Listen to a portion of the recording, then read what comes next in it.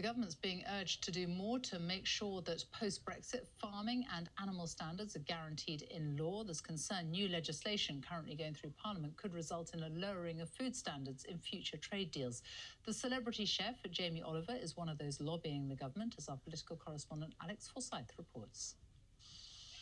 British farming has to follow some pretty strict rules to protect both the animals they rear and the food they produce. Since Brexit, there's been a campaign underway to make sure those same standards apply to food produced in other countries the UK might trade with.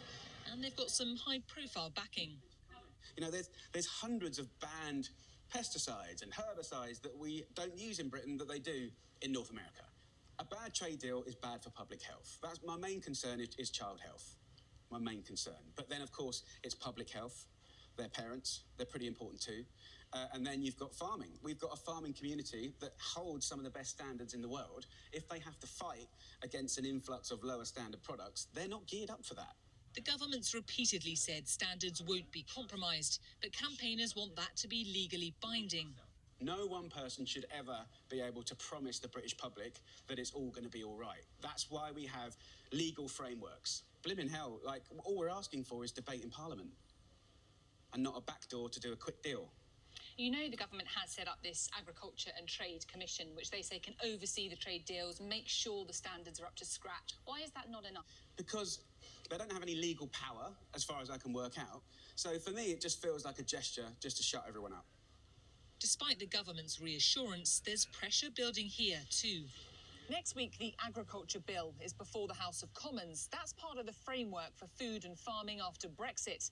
The government has repeatedly promised food standards won't slip in future trade deals. But some MPs, including some Conservative backbenchers, want that written into law. Ministers, though, say they simply won't sign a deal that undercuts the British market, pointing out Parliament will have a say.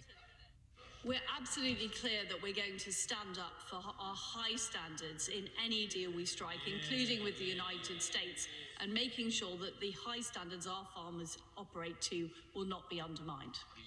Some argue restrictive regulations could jeopardise future trade deals with other countries. If we then respond to their requests by saying we're going to be more restrictive than really any country in the world, it would drive a stake into the heart of our trade negotiating agenda.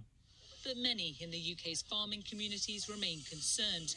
Already operating in a tough economic climate, they're fearful about the future.